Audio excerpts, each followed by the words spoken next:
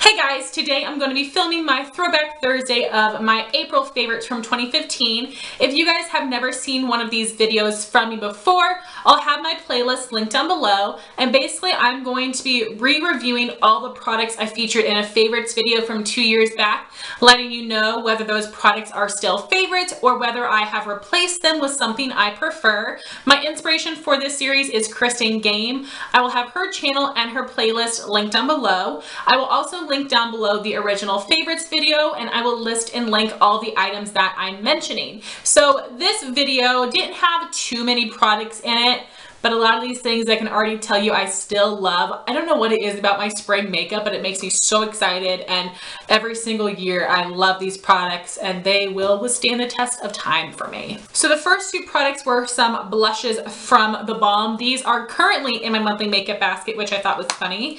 And this is what the packaging of Down Boy looks like. I love theBalm's packaging, the super cute vintage style.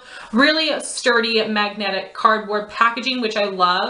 And this is what Down Boy looks like. This is a matte blue tone pink, but it can almost be neutral depending on the makeup that you pair it with, but I love this shade. And Down Boy is a matte finish. Here is the packaging of Frat Boy, also this really cute vintage style. Got a football player here and a cheerleader. And this is what Frat Boy looks like. It is a matte pink tone peach shade that isn't too bright. It's a little bit more muted.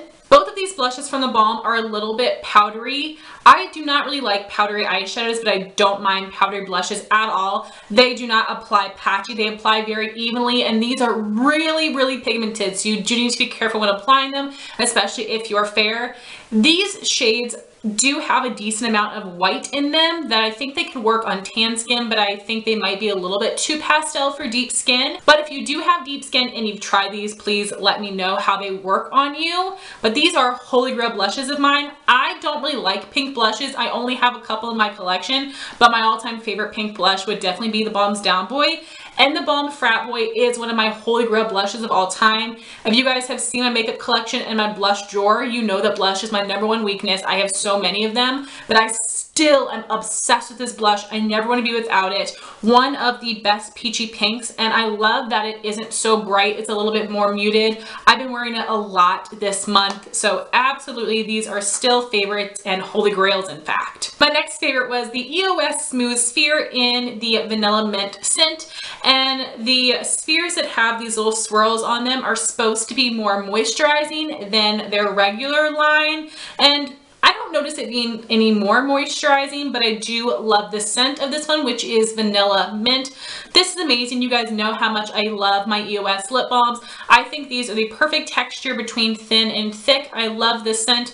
These moisturize my lips really well. My #1 holy grail lip balm. Will definitely continue to repurchase this. And my next thing is a lipstick, and not to say this in a conceited way, but I believe that when people think of this, they think of me only for the reason that I've talked about it so much on my channel over the years, especially back in the day when I first discovered this.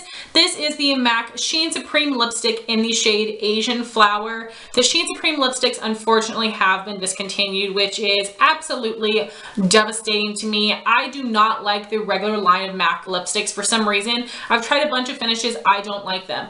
These Sheen Supremes are similar to the Revlon lip butters, but they are more pigmented and longer lasting. They also have a little bit of a thicker texture, which helps them last longer. I think these are incredible. They're very soft. They do have a creamy glossy finish, which I think makes my lips look fuller. This color is amazing. It is the perfect pink tone purple, but I think it is actually a wearable purple shade, and that's a swatch of Asian Flower, and you can see it has a lot of pink to it. Also, this isn't too light, so I think this could be flattering on a lot of skin tones. I'm really sad that they discontinued this line of lipsticks, but if you can find these at your CCO, I highly recommend you pick up any shade from this line, but Asian Flower is my #1 purple lipstick. And next I had some lip products I was using in combination. The main part of the combo was the Revlon lip butter in the shade Strawberry Shortcake, which I have since finished up. I believe that was in my very first project pan, which is like, oh,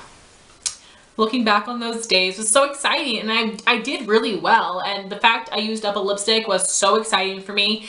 Anyway, the Revlon lip butters have been discontinued, unfortunately, because I love them. And Strawberry Shortcake was a neutral tone, light medium pink. I love the way that it looked on my skin tone.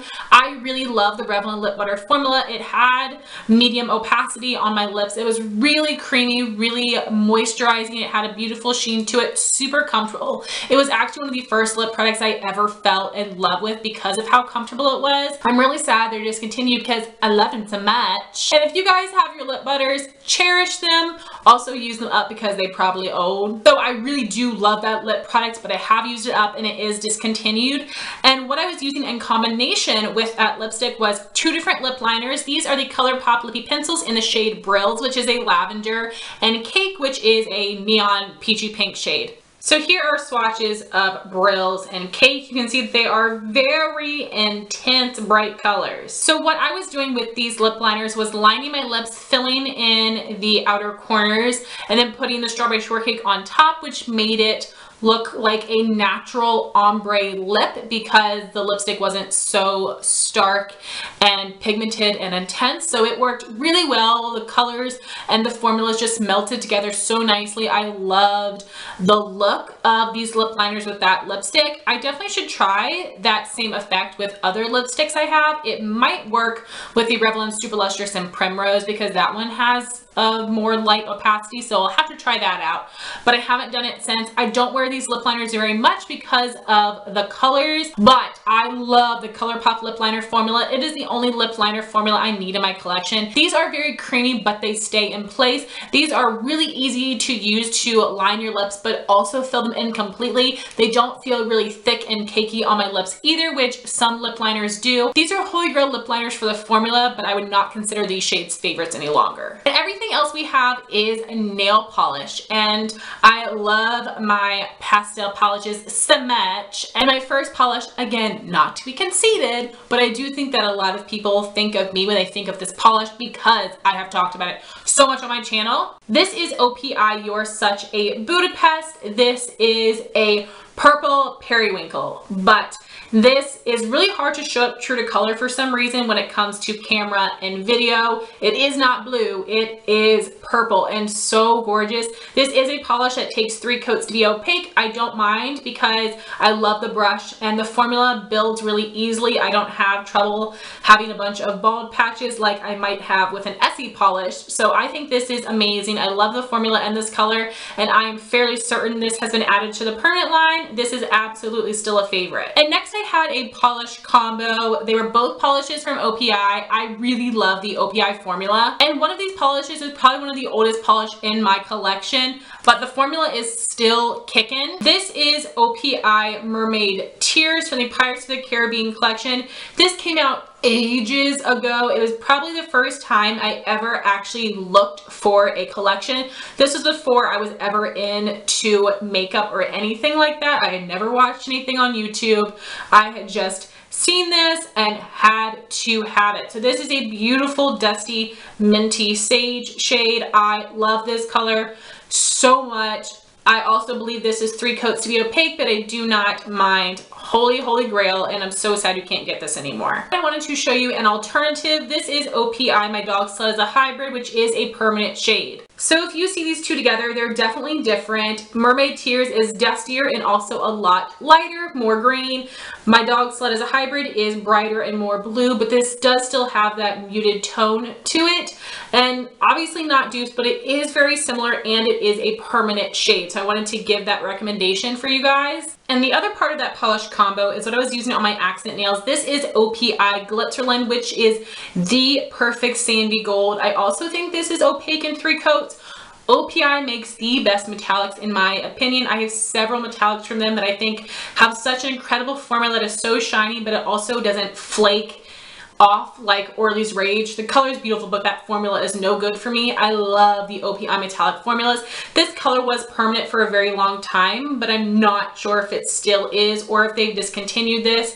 This is the perfect sandy gold. I love this as an accent nail with any dusty teal turquoise shades, but I also love this on its own. So my next favorite polish was China Glaze Aquadelic. This was my holy grail toenail polish, and the reason I mentioned it in this favorites is because I had just started painting my toes again because it had finally gotten warm outside. I've actually finished up this bottle, but I had it laying on its side, so the little bit was in there, has coated the sides. This is an amazing polish, opaque in 2 coats. It is a really beautiful bright turquoise. I love this polish from China Glaze so much, absolute holy grail. And what I'm currently using as my toenail polish is China Glaze for Audrey. These are very similar, and you definitely don't need them both, but they're not dupes. So if you guys can see these 2 polishes, For Audrey is a bit more blue, and Aquadelic is a bit more green. Also, Aquadelic is more opaque than For Audrey, and I'm using For Audrey now because this was what I purchased for my wedding color for my bridesmaids.